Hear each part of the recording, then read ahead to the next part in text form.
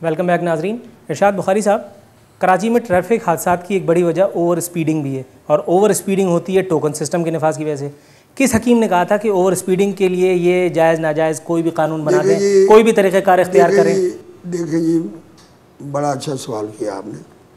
पहली बात तो मैं वजाहत कर दूं कि बड़ी बसों में टोकन सिस्टम नहीं है। आपको भी पता है, आप सफ़र करते हैं, ये मिनी बसेस और कोचेज़ में है।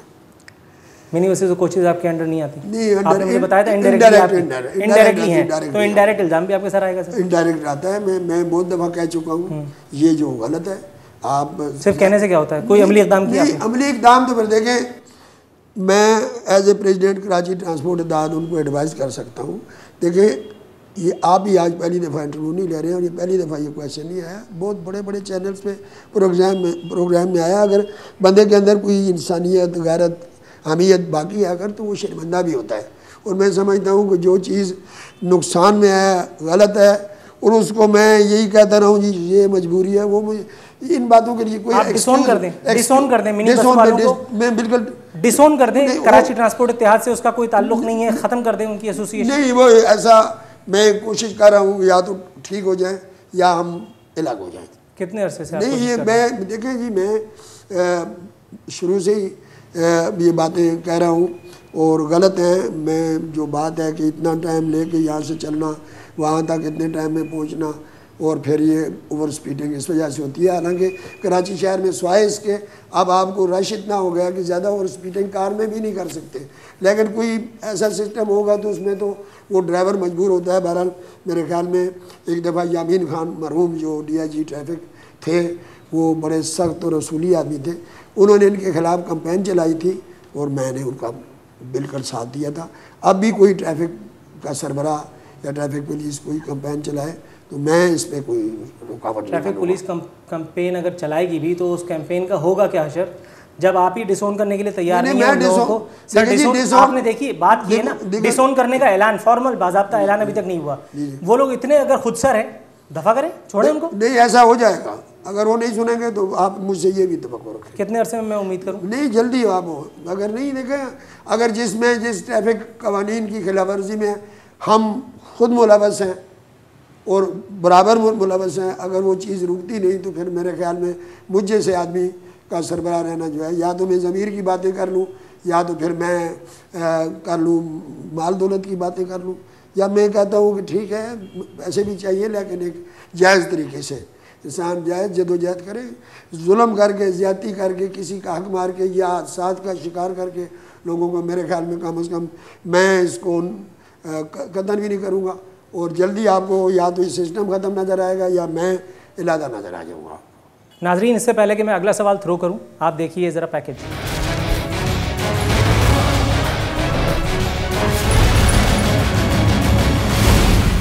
कराची की ट्रांसपोर्ट का हाल भी यहाँ के अवाम से कुछ मुख्तलिफ नहीं। महंगाई और एहसास अदम तहफ़्फ़ुज़ के दोहरे इफ़रीत का सामना करते परेशान हाल अवाम बरसों से इन खस्ता हाल बसों को झेल रहे हैं, जिनकी टूटी फूटी नशिस्तें और शीशों से महरूम खिड़कियाँ हर रोज़ मुसाफिरों की हालत ज़ार का मजाक उड़ाती नज़र आती हैं।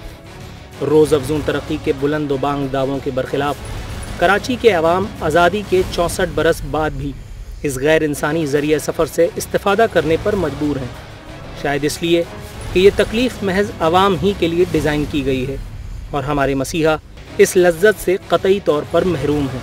जी इरशाद बुखारी साहब, ये बग़ैर शीशे वाली, बग़ैर खिड़कियों वाली एयर कंडीशन बसेस जो रोडों पे चल रही हैं, खटारा गाड़ियाँ, ये शानदार गाड़ियाँ हमारा मुक़द्दर क्यों है? ये बात आप हर दूसरे महीने किराए बढ़ाने की फरमाइश तो कर रहे होते हैं, गाड़ियों की मरम्मत क्यों नहीं होती? किराए की बात वो ख़त्म हो गई ना, आप किराए की बात ना करें। मैं ये जो बात कर रहे हैं आप, ये बिल्कुल जायज़ कर रहे हैं, और ऐसी सूरत हाल है। जब नज़र आ रही है तो मैं कहूँ जी नहीं, ऐसा तो नहीं, बड़ी लग्जरी गाड़ियाँ चल रही हैं, ऐसा नहीं है।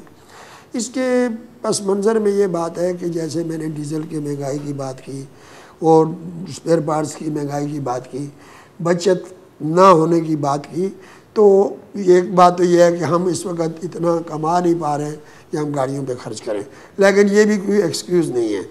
मेरा अपना ख्याल ये है कि अगर आप गाड़ी चला रहे हैं तो उसको सही तरीके से चलाएं, नहीं चला सकते तो आप उसको बेच दें, ख़त्म कर दें, कुछ और काम कर लें। मेरे ख्याल में एक मुल्की कानून होता है, उसके सब ताबे होते हैं। कुछ कोई असूल वाला बंदा हो या गैर असूल वाला हो, ठीक है, हम अपने घर की बात को सुधार सकते हैं, लेकिन मेरे ख्याल में कानून जहाँ रूल ऑफ लॉ हो, वहाँ कानून का डर हो, तो फिर वहाँ हालात ठीक हो सकते हैं। लेकिन मेरे ख्याल में आपने ट्रैफिक वालों को नहीं देखा होगा कि या हमारी गाड़ियाँ क्यों चल रही है इतनी पुरानी, 6 महीने बाद इसकी फिटनेस सर्टिफिकेट भी मिलती है। अब वो किस तरह मिलती है आप समझ सकते हैं। अगर ये गाड़ियाँ चेक हो रही हों तो फिर उनको फिटनेस सर्टिफिकेट मिले तो ठीक है, बस मिल जाते हैं, सब कुछ होता है। एक और प्रॉब्लम यहाँ पे ये है सर, हर माह लाखों करोड़ों रुपए का मुआवजा जो है मिल रहा होता है, मुनाफा कमा रहे होते हैं। कराची ट्रांसपोर्ट इत्तेहाद भी ज़ाहिर है कि कोई खसारे में तो नहीं जा रहा होगा, यकीनन कुछ ना कुछ तो अर्निंग होगी। उसके बावजूद एक काम अभी तक नहीं हुआ। क़याम पाकिस्तान को कितना अरसा हो चुका, आज तक ये कोई भी आप जैसे पढ़े लिखे माशाल्लाह आदमी की मौजूदगी के बावजूद अगर आप ये काम नहीं कर सके, ड्राइवर्स की रजिस्ट्रेशन का कोई बाकायदा निज़ाम क्यों मौजूद नहीं है? कोई भी आदमी पाकिस्तान के किसी भी हिस्से से मुंह धो करके आता है और यहाँ गाड़ी चलाने लगता है, गाड़ी के नीचे 200-400 आदमियों को लिटाता है, उसके बाद फिर मुल्क के किसी दूसरे हिस्से में चले जाता है, फिर 2 महीने के बाद फिर नाजिल हो जाता है। इसको पकड़ने के लिए रजिस्ट्रेशन क्यों नहीं करते? ये तो पुलिस का काम है ना जी, ट्रैफिक पुलिस का। अच्छा, आपको कोई भी आकर के कहेगा नौकरी दो, आप उसके हाथ में गाड़ी नहीं देखें, हमें भी देखभाल कर देना चाहिए, ये बात भी ठीक है। हम इंक्वायरी करते हैं, हम करते हैं कि ड्राइवर कहाँ से आया, क्या है क्या नहीं है। इंक्वायरी का तरीक़ाकार क्या है? उसका ये है कि मालिक आके हमें बताते हैं कि कल हमारी गाड़ी चला रहा था, हमारी गाड़ी खड़ी हो गई। तो लेकिन ये बेसिकली बिलोंग कहाँ से करता है, इसके पास एक्सपीरियंस कितना है, इसके पास सर्टिफिकेट लाइसेंस है या नहीं है? ये हमारे पास ये कोई कसूरी कुछ नहीं। लेकिन मैं ये कहता हूँ कि हुकूमत के पास एक निज़ाम होना चाहिए।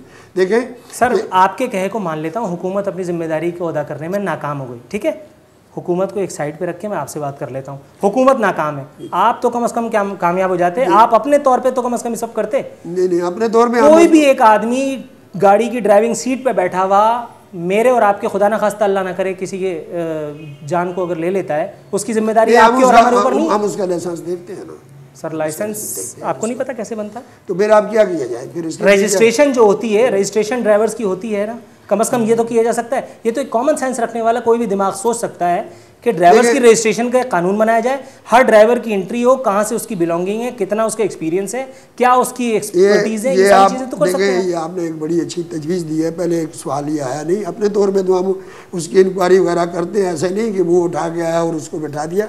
लेकिन इस पर अब ये तरीक़ाकार जो आपने एक बात अच्छी प्रपोजल दी है, इसके लिए अब ये कहा जाएगा कि जहाँ जिस अड्डे से वो अड्डे का मालिक है, वहाँ गाड़ी है, वो एक टाइम कीपर है, एक सरबराह है उस रूट का, वो एक रजिस्टर बनाए और उनके बाकायदा नाम, लाइसेंस नंबर और कब उसको ये इशू हुआ। ये बड़ी अच्छी तजवीज़ है और इस पर हम और वो सारी चीज़ें रजिस्टर्ड होंगी कराची ट्रांसपोर्ट इत्तेहाद के साथ। बिल्कुल, हमें रिकॉर्ड हमारे दफ्तर में पहुँचाए वो।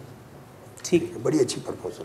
नाजरीन, इरशाद बुखारी साहब को जो तजवीज़ दी गई है उस पर किस हद तक अमल दरामद होगा और किस सन में होगा, इसके बारे में तो मैं कुछ नहीं कह सकता। लेकिन यहाँ हमारे प्रोग्राम का वक्त अब ख़त्म होता है। इन्हीं कड़वी कसीली बातों के साथ नूरुल आरफीन सिद्दीकी को दीजिए इजाज़त। फ़ी अमान अल्लाह।